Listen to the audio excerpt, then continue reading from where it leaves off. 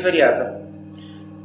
Não tenho um percurso muito coerente e também não tenho referências que sejam as mesmas ao longo dos anos, não é? Portanto, eu gosto muito de começar do zero e gosto de ter uma folha em branco continuamente para poder ganhar estímulo também no meu trabalho, que eu acho que é muito importante. Não é? Eu escolhi essa profissão acima de tudo, não queria um trabalho de rotina. Portanto, as inspirações têm que ser diferentes. A única coisa que eu gosto de manter é a equipa, são as pessoas com quem eu trabalho. Isso eu gosto bastante.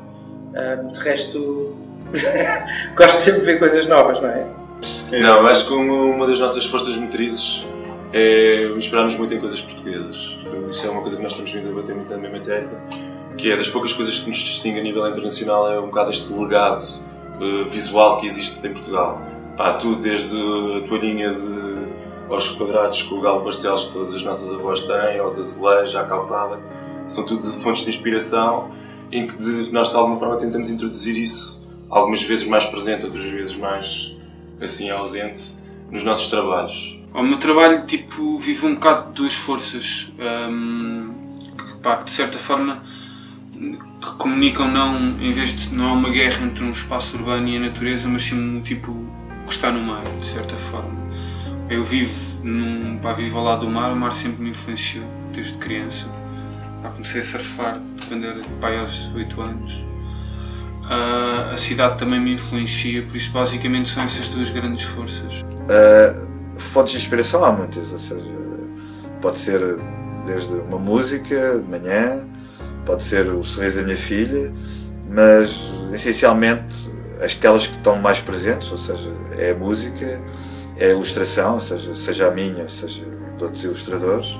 Nunca podemos estar desligados das novas tendências, do que é que aparece aí, de artistas plásticos que aparecem, que têm soluções novas, de tipografias novas que aparecem, de fotógrafos que têm trabalhos extraordinários. Uma pessoa tem que principalmente procurar.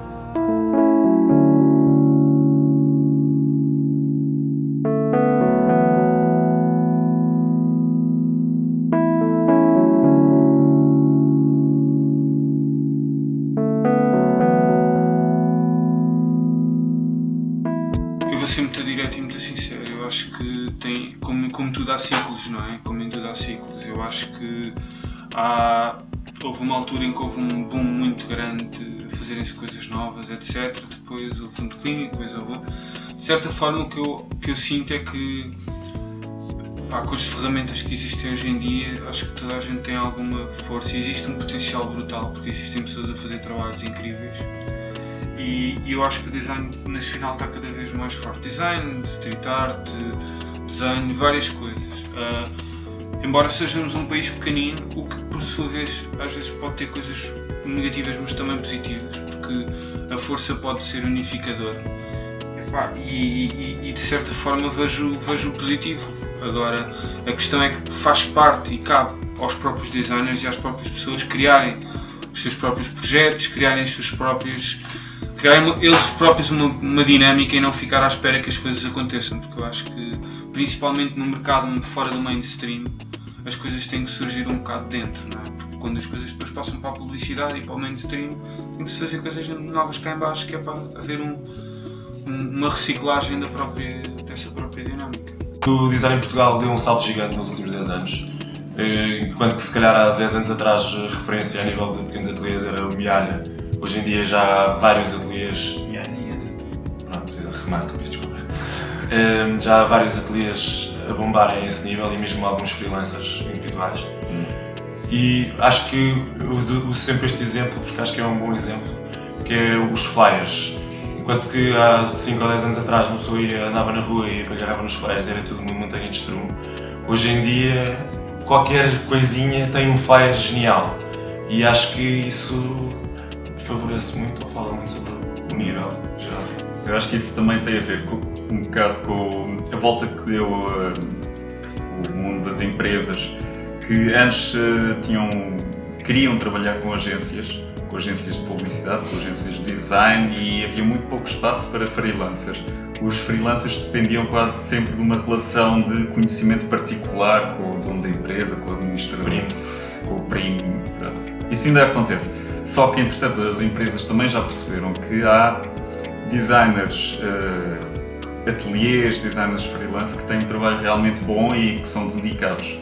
E que têm uma mais-valia em relação a grandes agências multinacionais, que é que há uma relação mais próxima e há uma maior vontade de interagir com o cliente. Isto é, há um contacto mais próximo e também há cada vez mais uma descentralização. Isto é, Lisboa e Porto não são necessariamente o único sítio onde há designers bons. Também já há designers bons em cidades mais pequenas. Eu, quando comecei há 10 anos, sensivelmente, mais ou menos, comecei em 95, 97, foi a altura em que em Portugal houve o boom do desktop publishing e das artes gráficas que passaram do estirador para o computador, de uma forma mais generalizada, não é? Eu aproveitei, foi nesse momento em que eu comecei a trabalhar nesta área. Desde essa altura até agora, tem existido uma evolução gigante, não é? Talvez não tanto como nós gostaríamos, porque Portugal também não tem muita tradição na área das artes visuais, nem das artes gráficas. Não somos... Enfim, isso tem a ver com a própria cultura visual do país. Portanto, mas acho que ao final destes anos todos, e se calhar olhando para o século XX e esta última década, por causa disso mesmo, da internet, as pessoas viajarem mais, as pessoas estarem mais interessadas em ver outras coisas que não aquelas que habitualmente vinham cá, mais acesso a revistas, a livros, etc.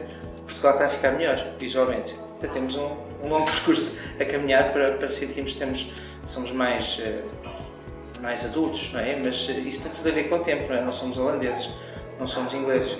Eles têm a tradição nas artes visuais já há muitos séculos, não é?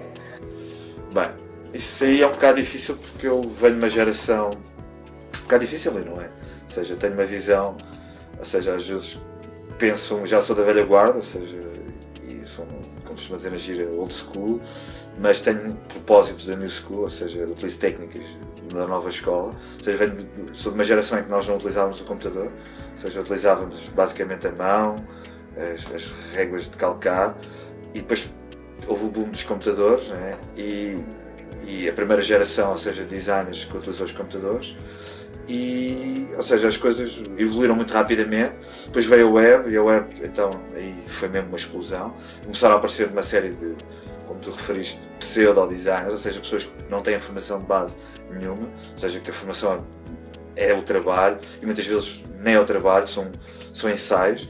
E vejo, mesmo ontem estava a ver um trabalho de um designer que está na capa da Computer Arts, que vai sair em maio, acho que é a edição de maio, que ainda é estudante na ESAD Matosinhos.